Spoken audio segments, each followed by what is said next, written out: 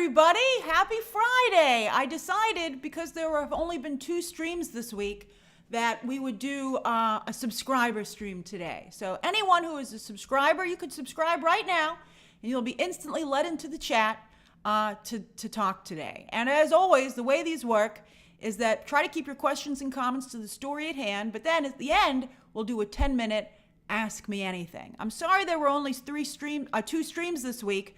There was going to be one yesterday, but then Warner Brothers was like, hey, you want to watch Horizon? And I couldn't go next week when the other screening was because I have a personal thing. But then they were like, how would you like to go this Thursday in the middle of the day for 3 hours? And I was like, okay, I would like to go. And in fact, I actually kind of like the movie. Thank you, Michael Messinas, for donating those memberships. And then my Horizon review, I was just filming it, and that's going to go up later today. Thanks, Bubbles. I like your picture. All right, it's so nice to see everybody. Thank you so much. Thank you. I saw somebody joined a little bit earlier as well. Let me see. Tennessee Shad, welcome back. Welcome back, Tennessee. David, congrats on your graduation. And you're seeing Taylor Swift. What a weekend for you. All right, so we have 3 excellent stories to go over today. And in fact, while I've done it in the past, I think I'm going to experiment with doing notes all the time because I think it helps us understand what we're discussing. And I think it's another way to kind of see where we are. So I kind of like that. Oh, Tennessee, that's so generous of you. Hey, Blair, thank you. Very, very generous. Thank you all very much for that. That Friday love is so kind. Okay. Thank you, 80s Model. Today's a subscriber stream, but if you get gifted a membership, you'll be able to participate in the chats for an entire month. All right, so let's get started with Dark Universe. All right, story number 1. Hold on, way down here. Boop. All right, so I wanted to talk about Dark Universe today because it's yesterday, it lit the internet on fire, and a number of people were saying, ooh, poor Disney. And some people said, why poor Disney? I don't understand. So, thanks, Joe. I love you too. Like, why? I don't understand. And so I was like, well, I'll explain it. Okay, so first off, let's go over before we talk about the actual talking points, let's look at some pictures, if you have not seen about Dark Universe. Here we go. Oh, it's beautiful. It's so pretty. Hold on. Let me put it on top so you can really see it. All right. Ooh. So this is the artwork, okay? Oh, my Dewey, I'm glad you like this idea of how to do the conversation. Thanks, Trouble. All right, so look at that. Oh, it looks so beautiful. Oh, that's Victoria Frankenstein, who looks really cool and adds a female character to the lineup because most of the Universal monsters are dudes. Although, of course, there's famously the Bride of Frankenstein, who you don't see here, but she's in some of the meet and greet photos. So this is the overall, this is like the main, like, just concept art for the land, right? But we have lots more to look at. All right, next up, hold on. Okay. All right, next. Okay, here's the bird's eye view. Hold on, wait a minute. This is the land, okay? Let me get my arrow. All right, woohoo, here we go, baby. Here's the entrance with the spire, the electric spire, and they said this electricity is going to course through the entire land. Ooh, very exciting. So you walk through here. There's like a little village with a lot of cool stuff that we're going to talk about. Then back here is the main attraction, a Monsters Dark ride, which is basically like the Harry Potter Forbidden Journey ride with that same model of vehicle. Then over here is a werewolf roller coaster. Ooh. And then this is a flaming windmill, which is also a bar. Ha ha ha ha. All right, so hold on. There's more pictures, so you can see some of this stuff up close. All right, there's the entrance. It's to a place called Darkmoor. That's the village called Darkmoor. It is like Van Helsing Land, Just Blaze. All right, so this is like, it's called the town of Darkmoor. So there you are going in. Woo! This is it during the day, although getting into this land at night I think will be the most important. Then here is probably your first stop. And that is, at Disney, they have the Princess Parlor, and they also have like a Pirate's Place where kids can get made up. Well, here you can see not a single, there's one little kid in the back there, but all these are adults. And when you first go in, you can get made up to look like some sort of monster. And then you can walk around the land looking like you fit in. So that sounds like a pretty amazing idea.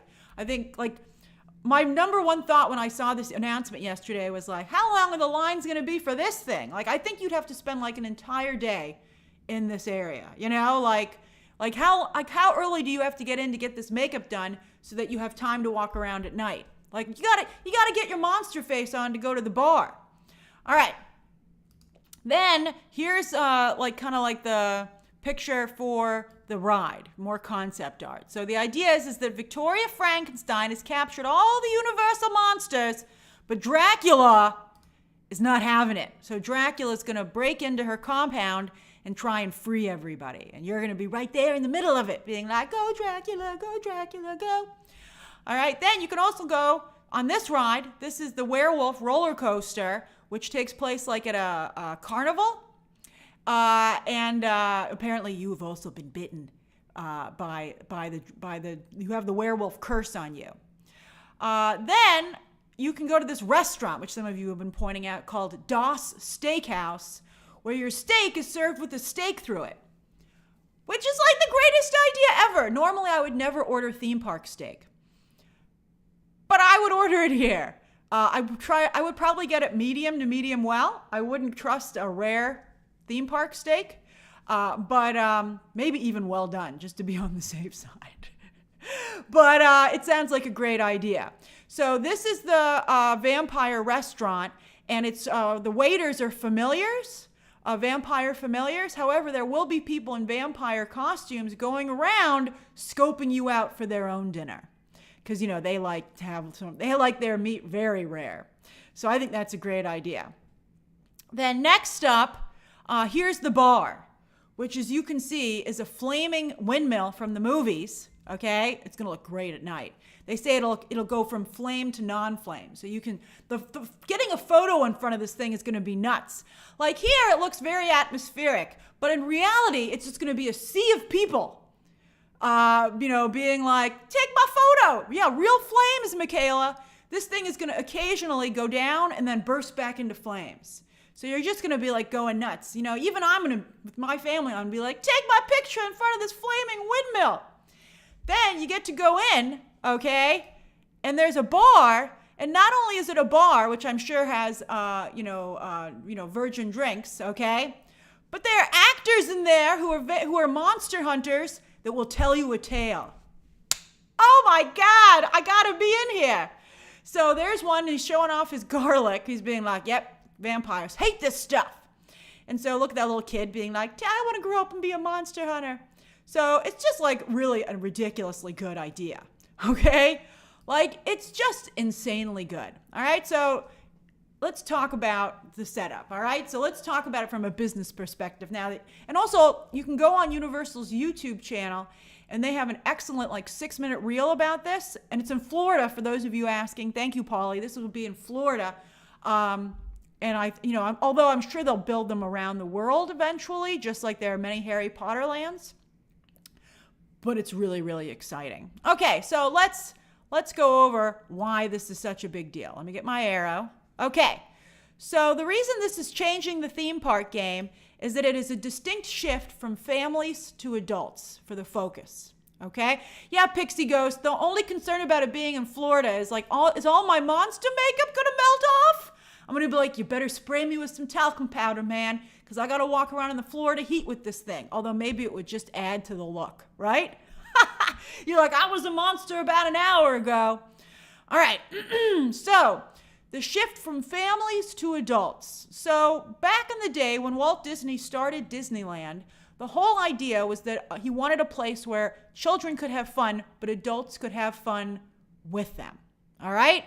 But the shift has, the focus has always been on family fun, and that you're always trying to have the kids have a good time, and adults can just join in. And that's been one of the main complaints from a lot of people against Disney adults. Some people have said, you're overcrowding the parks when they're meant for kids, and my child is having a difficult time at the park and you're an adult and you shouldn't be here.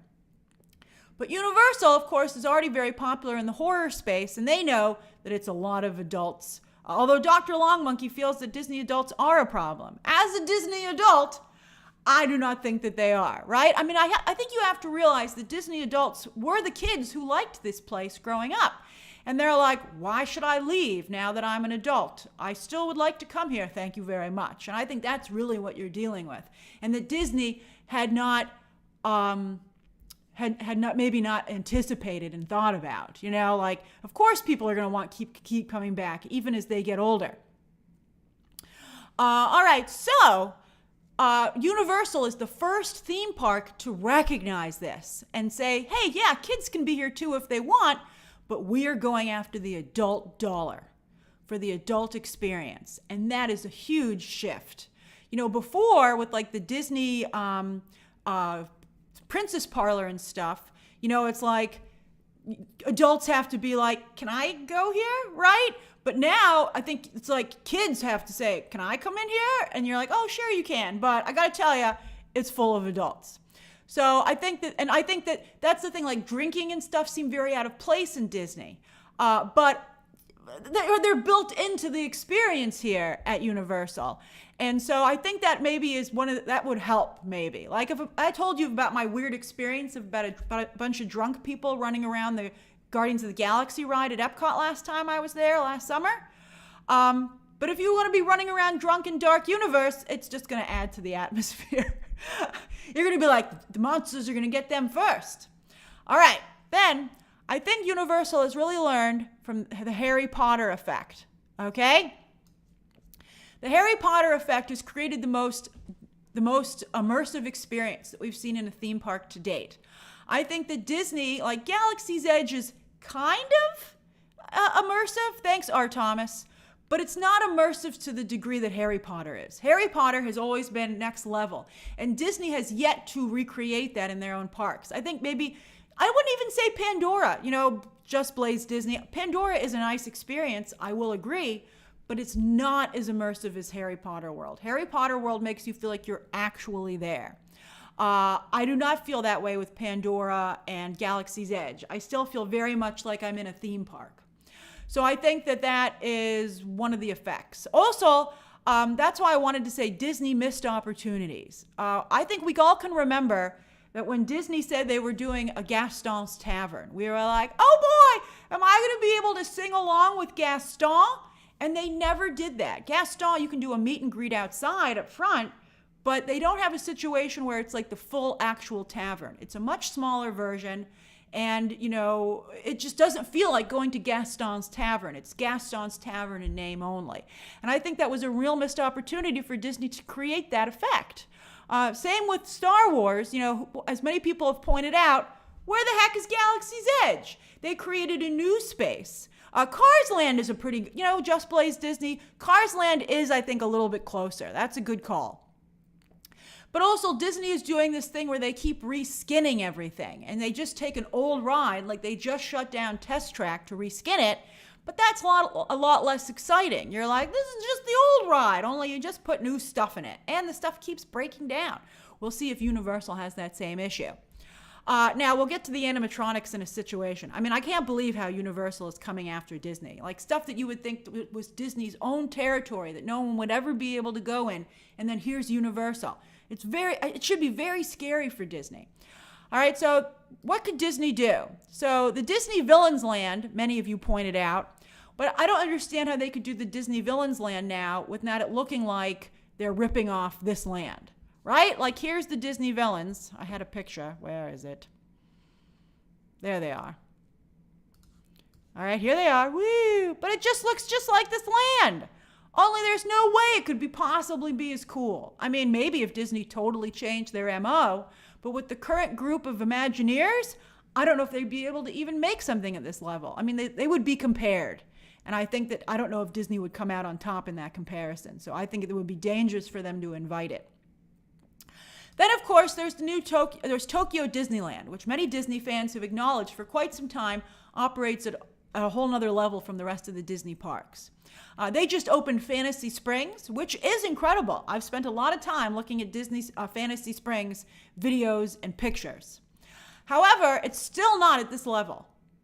It's still not at this level in terms of the adult focus and the immersive qualities.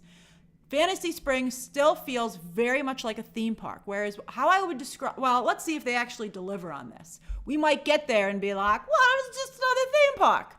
But based on the pitch, Epic Universe feels like you're walking onto a movie set. And they did pull off Harry Potter, so it makes you feel that maybe they could do it. So Tokyo Disney, I think, is their closest thing that they have to this. But they've never been able to replicate it anywhere else. I don't know if it's that they don't feel they have to, but they have not done it. All right, then D23. Josh D'Amaro, who is angling for Bob Iger's job, he's one of the 3 finalists. Bob Iger cut out the ESPN guy. He's taking the other 3 to some kind of executive retreat in the next few months.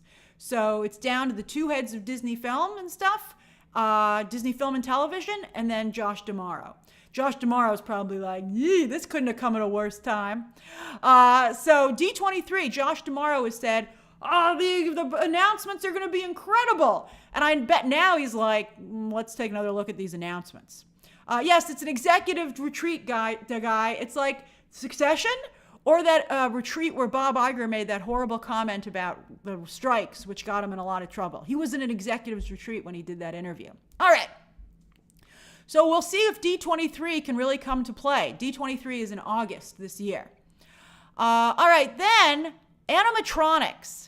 Walt Disney invented animatronics, but yet here comes Universal. There is a werewolf figure in the video advertising this new land, and it's on the Monsters ride, and everyone felt it was a screen. They were like, oh, that's a screen, because a lot of rides use screens these days, like Pandora, the Pandora ride does, a lot of the Fantasy Springs rides, Spider-Man, Ratatouille, they're very much screen rides. You put on 3D glasses. But one of the, I don't know what Universal calls them, but the Universal Imagineer, and these people are becoming well known. I actually I forgot his name, but I followed him on Twitter last night. They're becoming like as well known as Disney Imagineers once were. But this guy said, that's not CGI, that's an animatronic. And people were making jokes saying, oh, the Tiana animatronics are the most lifelike we've ever made. And then they said Universal counters with, our werewolf animatronic will rip your arms off and kill you. And you're like, that's pretty funny.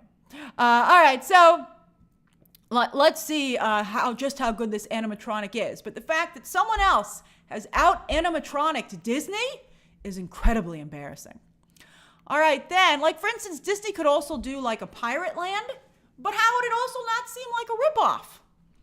All right, then, Imagineering talent. I saw another tweet last night where someone said, my dream job used to be to work at Disney's Imagineering, but now I think I might apply to Universal. Oh no, that's so bad. Disney's having a hard time attracting talent as it is, not only because they're having some pay issues, but also they tried to relocate a large chunk of Imagineering to Florida. In fact, someone just filed a class action lawsuit against them for the people who moved right away, taking the company at their word, sold their homes only for them not to make the move ultimately. And now these people are either out of a job and or had to move back to Los Angeles. One guy sold off his family childhood home that had been in his family for a long time. That's really bad. I don't know. That's really bad. I think that Disney might want to consider settling that lawsuit. So anyway, I think that it's going to be now harder. They're going to have to compete for talent to work on these attractions. And, Disney's supposed to have the best of the best over there. Then here's the last one, which is the most interesting. Bob Iger has told everybody that he's going to focus more and more on Disney IP, which made a lot of Disney theme park fans very sad because some of the most iconic Disney rides are not based on IP. From Carousel of Progress to Small World, to Pirates of the Caribbean, to Thunder Mountain Railroad, etc. And of course, Disney has ended up being able to benefit from that and turning some of those attractions into movies and shows. Space Mountain, that's right, just blazed Disney. Vanderson Valley. These are all really fantastic attractions. And here comes Universal lighting the internet again on fire with IP from the 1930s. And in fact, their recent monster movies were horrible flops, but yet this land looks so exciting that people are still very, very excited about it. So I think that that's really, really important, you know?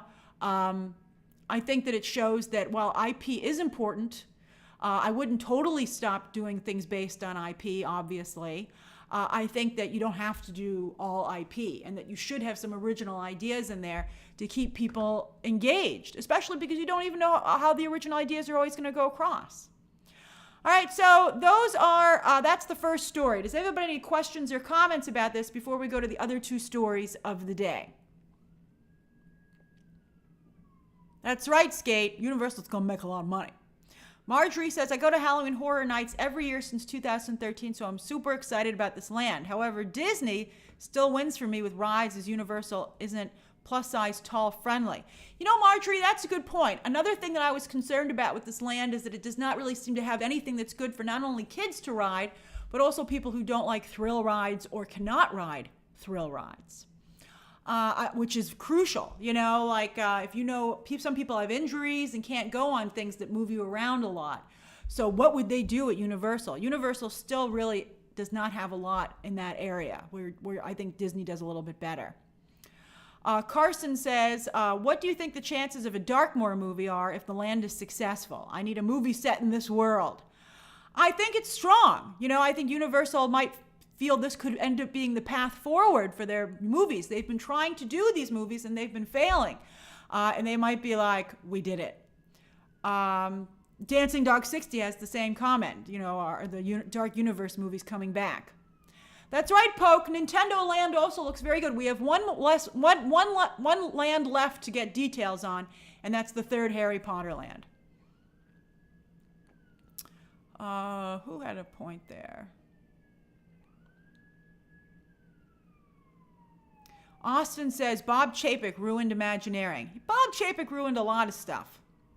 And Vanderson Valley, that's a good point. Celestial Park, which is the middle of the Epic Universe, is also not based on any existing IP. Let's see here. Heinz E. Adventure says, I think Warner Brothers is in trouble, not Disney. Yeah, Warner Brothers needs to get in on this. I think they, I think Amazon MGM or someone is thinking of doing something in the UK, you know, that seemed very interesting. But I think that Warner Brothers, just like they licensed Harry Potter to Universal, they really need to license DC. I think that DC not being in this space, although what version would they do? Because they can't get their stuff locked down. So that's frustrating. Zachary, Epic Universe is opening, I think, summer 2025, but they have not said specifically yet when it's going to be opening. Steven says the competition in the theme park space, I believe, will be good for consumers. Keeps both companies having to stay competitive. I would agree. Also, it was revealed that Universal has the option to acquire even more land and could expand even further. Hey, Peach Gorilla, you are in the chat. I love it. Let's see here. Vanderson Valley says that Phase 2 is supposed to have a boat ride based on the creature of the Black Lagoon. Well, that sounds good. That sounds not to whip you all over the place. Danny, I would like to go to this park very much. You know, it's hard to coordinate with my family on everything, but this is definitely something that we're considering. Yeah, Six Flags has DC stuff, but come on, Six Flags is nowhere near this kind of experience. Mish, that's a good point. If Dark Universe was a connected universe, that would be a good idea. I like that. I wish that that Marvel had not moved away from that. Thanks, Grancy. I love you too. Let's see here. Adrian says, what are your thoughts on the area of Epcot that just opened? A horrible travesty. I feel really bad for that, especially as someone whose favorite park was Epcot. I'm like, please don't touch World Showcase. I am a big Epcot fan, and I really appreciated the educational aspects of the Future World, which was based, of course, off of the World's Fair. You know, it's funny. Silas says Disney needs a new park, and Disney just got permission to build a 5th park down in Florida. They made their peace with DeSantis and his board finally.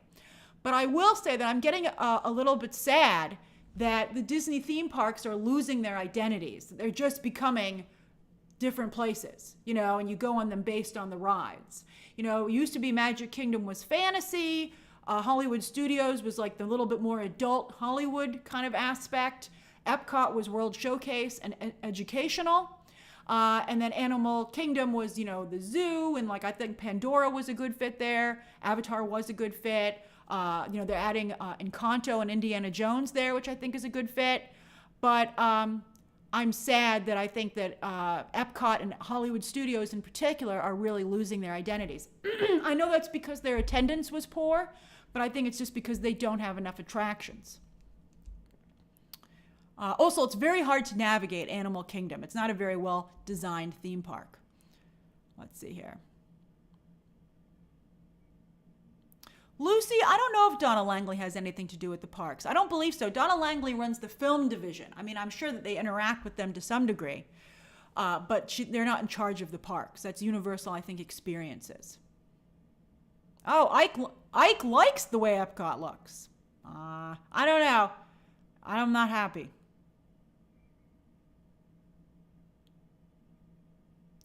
Elliot says, I wish Epic Universe would change the new Harry Potter area to a new IP like Wicked. Well, we have to see how Wicked does. Make Shiz University, Munchkinland, and the Emerald City. That sounds pretty good, Elliot, but I mean, I'm not sold on Wicked being a huge hit just yet, and I think they know that people like Harry Potter. I've never been a huge Harry Potter fan, but I like being in that world, and I have family members who still really love Harry Potter and are very drawn to it. Yeah, Dory, Epcot, and I still think Epcot is the best park. I'll just mostly walk to the back. Okay, you guys want to go to the next story, Aisha? All right, let's go to the next story. Let's be mindful of everybody. All right, story number 2. All right, here we go. Let's talk some Blade drama. Boop. Poor Mahershala Ali. All right, so let me get my notes up here so you can follow along. Now, the Hollywood Reporter ran a really nice article, which is why we're talking about this and why more people were talking about it yesterday. And the Hollywood Reporter kind of got some tea on what's going on with Blade. All right? And so I'm going to recount a little bit of it and then also offer my own opinion on what I think is going on. So I'll say right off the bat, this wasn't from the Hollywood Reporter article, but I agree with Poke. I don't think they're ever going to make this movie. I think that Ryan Coogler and Michael B. Jordan have already started filming their own vampire movie for Warner Brothers, where they have a significant piece of the pie there financially. In fact, after a while, the rights will revert back to Ryan Coogler for the rest of his life, for his family. And I'm glad you like the bullet points, Klaus. And the Blade movie will never be able to compete. So Ryan Coogler is just so strong and so good that I just think that Marvel's going to end up embarrassing themselves. So I just would not make a Blade movie. I mean, the Blade video game they're coming up with looks awesome, which is set in current day in France. I'm like, what a great idea. I love that. I love showing, the Black community in different parts of Europe. I think that's just such a good idea, especially as Europe becomes even more and more diverse. So I like that idea a lot. And I'm very much looking forward to the Blade video game. But that ship has sailed for making a movie. Sorry, I mean, the Ryan Coogler and Michael B. Jordan are going to own this. So I wouldn't even make it. So then they just talked in detail about the delays. That the film has gone through 2 directors at this point. And then, of course, it was delayed further by the actors and writers' strikes. They also had a shocking bit of information, which I thought was really interesting. And that's that at one point they had a huge train sequence that was going to be in the movie. And they, in fact, built a train set to do that. But now they're not doing it. So they paid. I don't understand how they built a set before they were definitely going ahead. I guess they felt they were that close. But they're like, I guess, and the article said they were going to have to write a train sequence into another movie because they had paid and built the set. So, that's right, Dancing Dog 60. I mean, that's right, Haunted Autumn. Vampires on a train. I guess, anyone could use that train thing for a number of different things. And is it a period piece train sequence? And so, how are you going to use it? It's just a disaster. I mean, if I were Bob Iger, I'd be very upset that they built a train set and that ended up not using it. I'd be like, are you kidding me? Please tell me it's a miniature. Just go shoot speaking of Epcot, the German pavilion's got a little tiny miniature train set. Go film there. All right. Then this to me, it was the most interesting thing that came out of the article, because I think this is the real problem. They said that Mahershala Ali has creative oversight of the project and that everything has to be run by him. And I have to say, I think that's what's slowing the project down. With all due respect to Mahershala Ali. Mahershala Ali, it said, thought this would be his Black Panther, but I think he's too close to it. And I think he's not a producer. Mahershala Ali is a very gifted actor. He's a tremendous actor. The man has 2 Oscars, and he used his second Oscar to get Blade. But he's not a producer. He's, not a major producer. And so he is the one, apparently Marvel gave him writers and they gave him directors, and he would come back with his own people. Yann Demange was his choice, although Yann Demange was a good choice. But I think that the person, I think that maybe there's too many cooks in the kitchen, or just, Kevin Feige is the one who's supposed to be in the driver's seat. But I think that the fact that Mahershala Ali seems to be in the driver's seat, or is at least backseat driving, is what's slowing down the project. So I wish that someone would come to Mahershala Ali on his own team and say, maybe you should just have faith in. Well, I don't know. Can you say that now after the horrible problems that Marvel has been having? I think if I were advising Mahershala Ali today, I would say, I also think Mahershala Ali wants to make a different movie than Marvel can make. I think he wants to make like a HBO series based on who he's picking. He wants to make an HBO series as a movie, and maybe like a Deadpool Wolverine, but he doesn't have Ryan Reynolds' track record or Ryan Reynolds' experience. So I would tell Mahershala Ali, go do the Jurassic movie that he's been circling, and I think, cut your losses, man, as Tenerife says. I would be like, this just isn't a fit. The Blade movie that Mahershala Ali wants to make does not fit with what Marvel can do. And at this point, it's just taken too long, even to the point that his lawyer has been saying this is a ridiculous situation. And then finally, so that's what I think. I think when I read that article, I was like, I've identified the problem. Too much creative control to somebody who does not have experience having that level of creative control. And then finally, Mia Goth is the only person who is still attached to the film, which is still exciting considering the fact, how much heat Maxine has. I have not been able to see Maxine yet. I do have a press screening all set up. I couldn't go to the earlier press screening. All these press screenings are the night I have something I need to do. They're all like, do you want to go to do something? Like it's the middle of next week. And I'm like, I can't, I have to do this. So I couldn't see the earlier Mia Goth Maxine screening, which is at the Alamo Drafthouse. I was like, I can finally experience the Alamo Drafthouse, and I can get like a meal, and they're going to have a Q&A. Although the last time I went to an A24 Q&A, it didn't go very well for Civil War. I was angrily tweeting from my seat.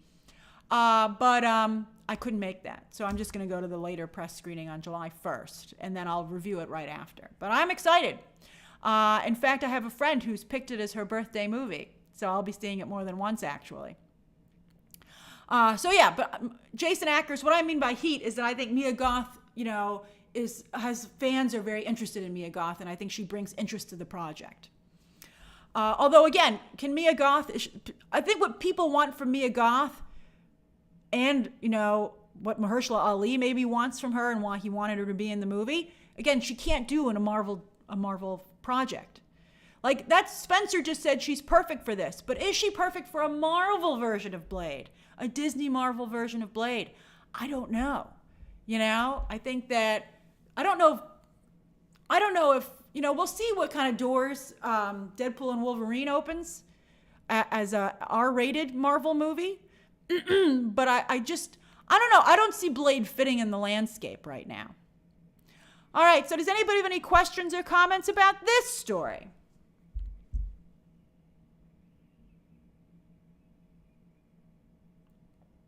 Mr. Badger says a Disney Marvel blade is an oxymoron. And Turner says the Kit Harington curse is real. I told you it was real. Mahershala Ali never should have done that voiceover at the end of Eternals. Dancing Dog 60 says give Ali a producing credit and recast Blade. Mahershala Ali would never allow that. I think he'd rather, well, I don't know, let's see. If they cut him a nice little check, I think everybody should just cut their losses at this point. You'll never be able to compete with the Coogler-Jordan film. Let's see here. Haunt Autumn says, whatever happened with the accusations around Mia Goth? They haven't been resolved. You know, that court case hasn't been resolved. For those of you who aren't aware, there is an extra on the set of, I think, Pearl, who said that Mia Goth kicked them in the head intentionally during a scene. That's a very serious accusation, and of course, if it's true, is horrible. But, you know, I think we need to get to a place where we let the court of law decide whether or not something is true. I think sometimes, you know, we can't run away with the accusations. Although the stuff about Shia LaBeouf is true, and, you know, she is, I don't know if she's married to him, but they are together and have a child. So she is with Shia LaBeouf. Let's see here. That's right, Vanderson Valley. Universal could make a Blade movie. They could have a Blade-type character, maybe. Let's see. Wanda's attorney says if Mahershala leaves and Blade gets shelved, what happens to the rumored Midnight Suns project? I wouldn't make that either. I think that, you know, Marvel's all over the place, and I think that that's a mistake. I wish that Marvel would regain its focus.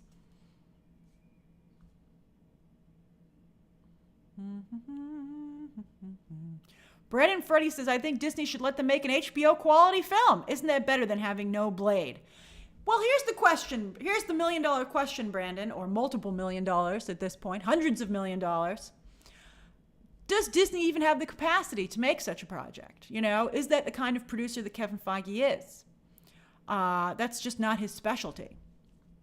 Connor says, would you totally scrap Blade or just have a character pop up already established in Moon Knight Season 2 or Avengers 5?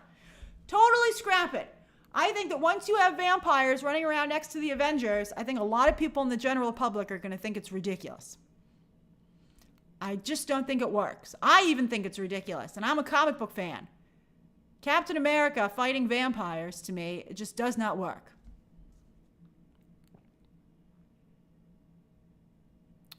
Comic book companies have to release a comic book every week. But even now, I just ran into someone yesterday in the comic book business, and he didn't buy any comics these days.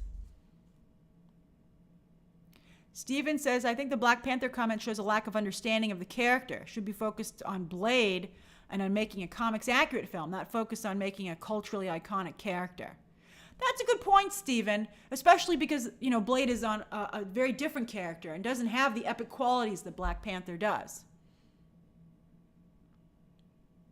All right, we'll do a quick poll. I know you guys like the polls. What should Marvel do re-Blade? Cancel it. Keep going. Keep going as is. Regroup. Cancel it, keep going as is, and regroup. Those are the only options. Okay. So anyone can vote, although anyone could technically chat if they wanted to. You just have to hit the subscribe button.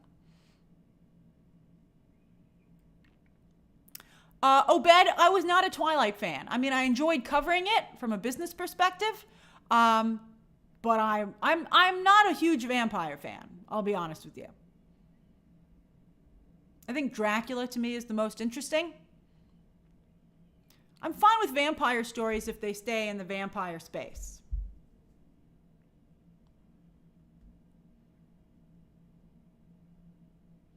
Let's see here. Elise, I'm sure Captain America did fight vampires, but I don't want to see it. Hey, DuBois. Thanks for joining. Marky says, cancel. Focus on X-Men. Yeah, they better get it right. Oh, yeah, True Blood was great. For everyone saying True Blood, Marduk and Nacho Flores, I really liked True Blood. That was great. Big True Blood fan. But that was also very soap opera-y.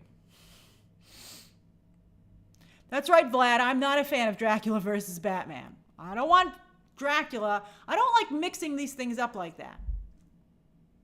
Jad, I'm sorry you wanted a Midnight Suns movie. Isn't there that video game that's coming out at some point? I wouldn't do it. maybe a television show, but I mean, like, they got to fix the stuff that they have. Hey, Brendan, I see you. Let's see here. Joey really wants the Blade movie. Well, if the video game is extremely popular, that would help it. Oh, the Midnight Suns video game is already out? That's even further proof that they shouldn't do a Midnight Suns movie or TV show, because ain't nobody cared about Midnight Suns. Let's see here. Keith, they said they were doing a Moon Knight season 2, or even just Oscar Isaac did, really. But there's never been like an official announcement. It's just crazy. Thanks, Adrian Mendoza. That's very sweet of you to say. All right, I'm going to close the poll, and we'll move on to the third story, because I want to have enough. I got to get out of here close to 1, and I want to have enough time to do the Q&A. All right, what should Marvel do re-Blade? 49% of you, almost half of you, feel it should be canceled. 38% of you feel they need to regroup, and just 12% of you would keep going as is. Oh, Andre, you missed my Mortal Kombat reactions? That's very sweet of you.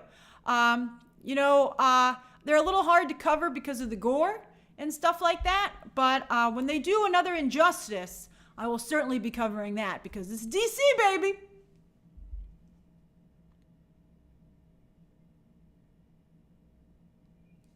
Let's see here.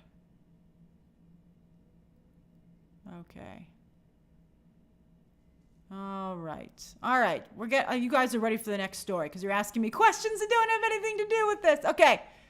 The ancient one. Oh, that's funny. I like your picture there. It fits your name. Marvel needs to focus on quality instead of creating confusion with vampires. I would agree. And Alex Day says, I think everyone missed his point. He wants a prominent black. So Alex feels people missed Mahershala Ali's point. He wants a prominent black male superhero again, and we lost Black Panther and only have Sam Wilson. But why do you say only Sam Wilson? I think Sam Wilson has tremendous, I hope that's very successful. I really liked that take on Captain America on the show. I think Blade is just a smaller level character, and I think, Miles Morales, if you want a major, black, or with Miles Morales' situation, black Latino character, I think Miles Morales is your really big character. All right. Movies, TV reviews. Marvel cannot sue Mahershala Ali because they gave it to him in the contract. They gave him that level of approval. So they gave it to him. Let's see. Who wrote something very nice? Alexander Valentine. That's very sweet of you. Thank you so much. Okay. Someday soon, I'm sure we'll be talking, hopefully we'll be talking about Injustice. Someday, All right. They've done 2 Mortal Kombats in a row. I think we're due. Okay. That's right, Bucky Barnes. It's a subscriber chat. All right. Let's get to the third story of the day so that you guys can ask me anything that you want. All right. Here we go. Story number 3. Boom, baby. All right, so the Penguin trailer. They dropped a second longer trailer yesterday. And I was in the middle of trying to get my by the boys breakdown done, and then I had to run out to go to this Horizon screening. And I was like, no, you didn't drop a Penguin trailer. I couldn't believe it. And so I quickly scrubbed through it because I didn't have time to cover it. So I wanted to know what I was missing. And I was like, whoo, no other surprise DC characters. And then I saw it like trending at the bottom in the top 10. Also, I remembered that Max is very difficult with trailer reactions. So I was like, couldn't react to it anyway. I'll never forgive them for how they handled the House of the Dragon trailers. I'm very upset with them on that regard, which is why I don't cover Max trailers anymore. So I couldn't cover the Penguin trailer even if I wanted to. Max won't even let me do a breakdown, which I think is really annoying. All right. So maybe that would help with their chatter. But it was trending at the bottom of the top 10 until the Dark Universe thing dropped at around the same time. And Dark Universe just completely eclipsed the Penguin thing. Just completely eclipsed it. But they released the second trailer for the Penguin show. They don't say when in September it's coming out, but it's going to be in September. All right? So, as you saw from the trailer, it's really a focus on Gotham's crime families. They have Sal Maroni, played by Mr. Crab. What's this actor's name again? I'm blanking on the name. Do you remember what his name is? He plays Mr. Crab. He's in all kinds of stuff. He does a lot of voice work. I'm just waiting for you guys to catch up to me. Clancy Brown, thank you. Clancy Brown. I'm sick of Clancy Brown. With all due respect, I'm a big fan of his work. He's the original Lex Luthor in the animated series.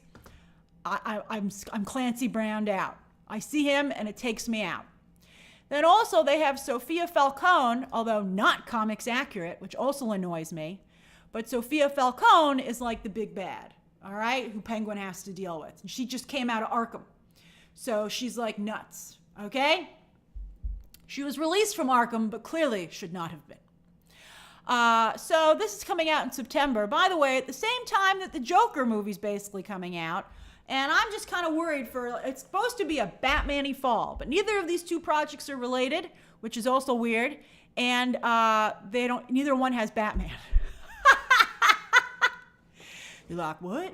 And that's right. Who just said that? You're totally right. Because here I have the Gotham poster uploaded, which also is a Batman-less thing about Gotham focused on the Penguin.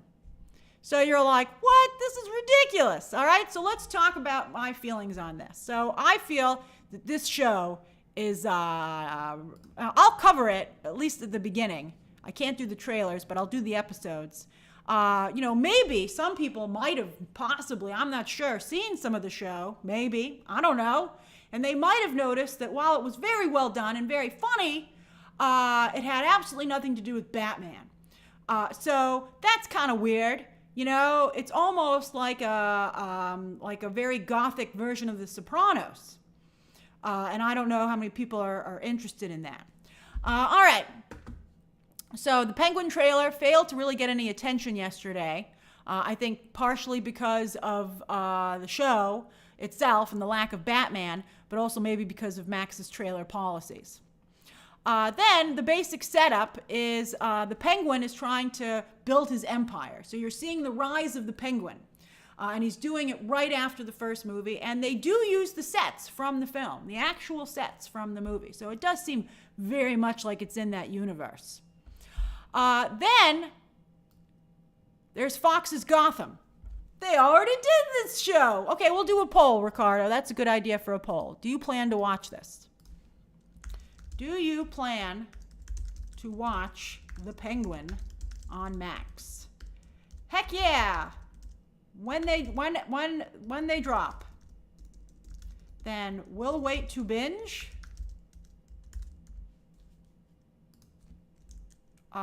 Waiting on reviews.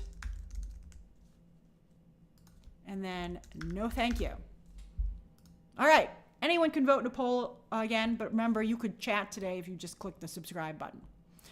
All right, then, what the heck really is going on with DC's Elseworlds strategy? This is an Elseworlds show, just like Joker. I can't believe they're releasing 2 Elseworlds stories at basically the same time. This show will be running, because it's week to week, when Joker comes out, which is really a bad idea. I'm like, these shows aren't, this movie and show isn't related, and they're going to be occupying the same space with the fandom. And once again, DC could be potentially dividing their fandom. People could be like, I don't need to watch Joker because I'm watching Penguin on television at no extra cost. So very, very odd. Joaquin Phoenix can't do a cameo, Michael, because it's a different universe. So I don't understand. And that's right, Vanderson Valley. General audiences are going to be like, what the heck is happening? So I think the DC Studios Elseworlds strategy is confusing and unhelpful. Just like we were just saying that if DC were to do a theme park, what the heck would they adapt? Because they have different storylines and different universes, and they keep restarting them. So they would put all this money into a potential ride, and then they'd be like, oh, but we just recast the entire universe, so it's a different Batman. And you'd be like, what? And he has a different suit on, and he looks different. By the way, did you see that really thirsty John Hamm article the other day, cover story? That was sad. He was like, I took a meeting with Marvel that he asked for. Marvel didn't even ask to meet with him. And John Hamm said he brought a bunch of comic book ideas. And he said, are you going to do this? I like this story. And Marvel said, oh, yeah, we're considering doing that. And John Hamm was like, I'd like to be in it. And you're like, so did they make those stories without you? Because you haven't been in a Marvel movie. I was like, the thirst is too much, John Hamm. It's giving off really bad vibes. It's embarrassing. I'm surprised that his manager let him say that. He'd be like, no, he didn't. He didn't do that. Can I talk to him for a minute? All right. Jacob says, my parents are casual viewers and this stuff confuses them like crazy. My parents as well. My parents, in fact, have largely checked out of these kinds of films because of this stuff. They're going to see Deadpool and Wolverine, though, because they like Hugh Jackman and they think Ryan Reynolds is funny. And they'll see Joker, too, because how could you not? Because my parents are big film fans. But they're not going to watch this Penguin show. Actually, they like Colin Farrell. So I could see them watching the first episode, actually. And especially, that's interesting, especially because they don't need to know anything about Batman. So, that's interesting. I bet I could get them to watch this. Danny says, we need a support group for viewers with confused families. I know, so many of us have to be ambassadors to these shows. Oh, Jamie says that their wife checked out after Endgame. And Jason says, I have a bad feeling that Joker 2 might be screwed. I got the feeling they leaned too much on Lady Gaga. As I told you, let's see what they actually ended up doing, but I'm very nervous about that film. T, we do love the Batman's Gotham City and the crime in there, but when it has the Batman and the other villains in it. The whole point of Batman is that it's an ecosystem. And that's why Gotham, this show right here, was actually somewhat entertaining, even though there was no Batman in it. They had a baby Batman, who I met actually when I got to be on a Batman panel, which was very cool, at WonderCon 1 year right before the pandemic. But this Penguin show, we'll see if it changes as the episodes go on, but at the beginning, it's just the Penguin and these crime families, the Maronis and the Falcones, which they already also did on the Gotham show. Dennis, I haven't heard anything about a Catwoman cameo for this. Yeah, Jamie, I watched every week too with the Gotham show, I will say. That's right, MK, you are in the chat. Let's see here. MM92 says, I read an interview with a guy who worked on Gotham and said it was confusing to work on a show where they were prohibited from saying Batman. I'm sure it was. And Wanda's attorney says, a Barry Keoghan cameo in Penguin could hurt Joker too. I don't believe he's in it. We'll see. Maybe it's a wonderful surprise, but I haven't heard anything about it. I think it's very much a show about the Penguin. I don't know why they didn't make the Arkham show. We'll see. Let's close the poll, and then we'll go on to the Ask Me Anything, because I'm running behind. All right, do you plan to watch the Penguin on Max? 31% of you say, heck yeah, when they drop. That's encouraging. I'll definitely break down the first episode. 31, and I'll try and review it too. We'll see what their policy is on reviews, because House of the Dragon, they didn't send it out to enough people, but then look how that worked with people not tuning in. 31% of you do not want to watch this at all, so that's good. 70% of you are interested. 24% of you are waiting on reviews, and then 11% of you will wait to binge. So that's pretty good, though. That's pretty good. All right, so let's go to the Q&A. Connor, I'll try and review Kite Man. Not enough people watch the Harley Quinn show for me to, to cover it. It's like Star Wars, The Bad Batch. There just isn't enough interest. Someone asked me why I didn't cover Bad Batch's breakdowns, and that's because people just weren't interested, Gudo says, hi, Grace, you're amazing. Let me ask you, do you think Penguin could hurt Agatha all along? No, Agatha has a very strong built-in fan base. Agatha will certainly, I think, get a lot of chatter. I hope it's not like The Acolyte, though, because it also has very, very strong LGBT and leans in with very strong female storytelling. I hope that Agatha is not Marvel's Acolyte. And I will say, I sure hope that Sith Master or whatever is not a lady, because if it is, it'll be hard for the Acolyte to recover. If at all. Josh says, do you think that the success of, so we're doing the Q&A. All right, we'll do 5 minutes until 1:05, so 6 minutes. I'm sorry, because I have lunch and I can't be late to my lunch. All right, Josh says, do you think that the success of Inside Out 2, this summer movie season, did the summer movie season just start too early? No, Josh, because I can see where you're coming from. Matt, the Bad Batch wasn't terrible. The Bad Batch was amazing, but just nobody talked about it. I thought it was amazing. But anyway, summer always starts in May. Summer's always a big movie-going month, but they just messed it up. Oh, look, I got Billy Baby Bobby hooked on Bridgerton. I don't even watch Bridgerton myself, but you had to see what was going on, and now you're in its vortex. I love it. Poke, I love the Harley Quinn animated show. I just think it's a phenomenal show. And I think the next season's going to be even better. Let's see. Oh, you know what I will say about Agatha? Agatha will have more defenders.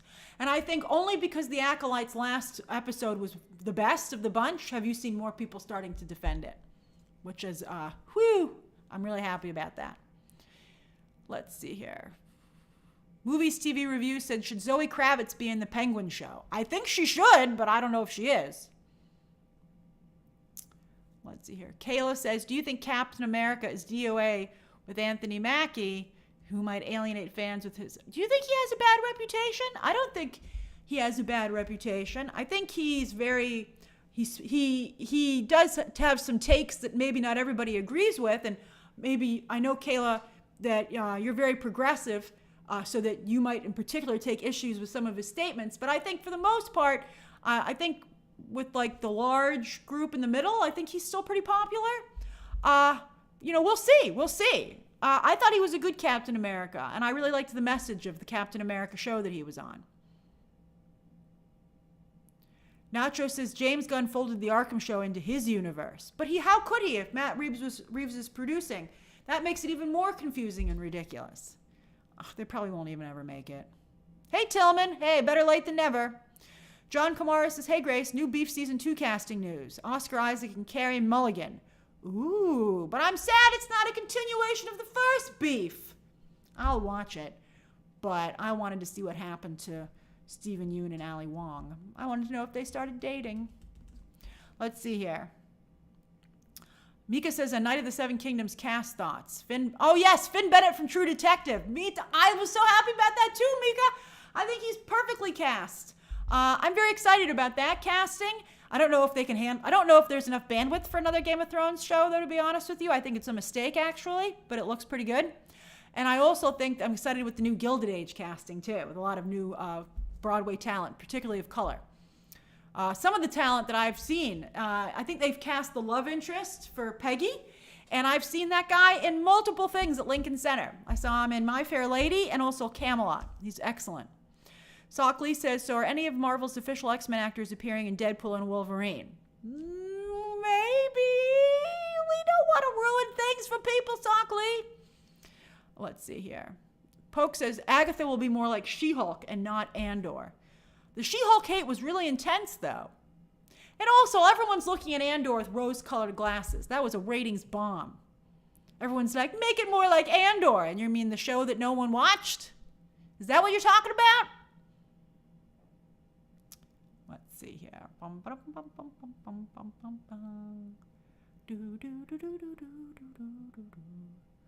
Favorite original monster, Zeppelin? I like Dracula. And I like Frankenstein. The Frankenstein movie is excellent. The original Frankenstein, you should watch that if you've never seen it. It's really well done. Holds up. You're like, wow. What was that director's name? Ian McKellen plays him in Gods and Monsters. He was very, very, I think it's James something. Very talented. Let's see here. Dancing Dog 60 says, Grace, I think that Coogler has gone. Marvel can possibly bring back a T'Challa, and it wouldn't need a Blade. Yeah, especially because they have the multiverse. I think they will bring in a new T'Challa now that they've honored Chadwick Boseman so nicely. Shane says, I think you're all thinking too small. Blade in Marvel does work. You are all okay with werewolves and aliens, but not vampires? Well, I'm not okay with aliens and werewolves. Maybe aliens. Because that makes sense, because, they're off-planet characters. But I don't want werewolves either, Shane. And the Midnight Suns game is great. Shane, it just didn't get advertised right. Shane, I appreciate your loyalty to that space. Let's see here. Twin Pistols. The Netflix Tomb Raider anime comes out in October, and I certainly will review that. I'm excited about it. Silverian says Katie O'Brien should have been Sophia Falcone. That's pretty good casting, actually. Katie O'Brien's in Twisters. She has an agent now. I think we're going to be seeing a lot more of her, and I'm very happy about that. I'm a big Katie O'Brien fan, as you know. Kraviger, I think the new Jurassic World cast is pretty good, although I worry about Gareth Edwards' commercial ability. I think he is not a very business-oriented filmmaker, and it makes me nervous. Shiva says, what studio is sitting prettiest right now? Or is everyone struggling equally? Great question. I think that Disney is poised to really have an incredible... Warner Brothers started off 2024 the best, but I think Disney with Inside Out 2 and Deadpool and Wolverine is really going to really just supercharge everything. But I think that Universal is perhaps the most consistent across the board right now. And also Universal doesn't have any drama, whereas Warner Brothers and Disney have a ton of drama. Well, I've missed some questions here. Hold on. Oop. My thanks, Tennessee, for the memberships. Jeffrey Peters says, are you going to go to Epic Universe? I'm hoping to. I am excited. Jareem says, X-Men 97 seems so well received, but never charted, even despite awards noms. Do you think people are just so fickle nowadays that it will affect greenlighting? Well, they already have 3 seasons of X-Men 97, and we'll see if it gets some Emmy nominations. But I think that it's hard with animation, especially such short episodes, to break into the charts. Frank, that's such a very kind and generous thing for you there. Thank you so much. And you say, thank you for defending Taylor Swift last Friday. Unfortunately, successful women are often targets of unwarranted attacks. We got to stick together, and I really, it was my pleasure to defend Taylor. I am a big Taylor Swift fan. And you have a great weekend too, Frank.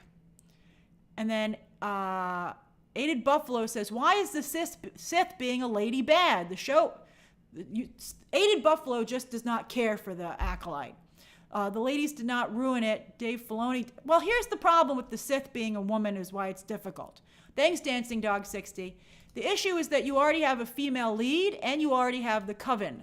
So that's already a lot of women on the show. And so Star Wars is a very big brand and it needs to have broad appeal. So I think that it is not a good situation if it just becomes totally basically a show for women. Now, obviously, you would be like, oh, well, shouldn't guys want to watch it too? Well, in a perfect world, but we don't live in a perfect world.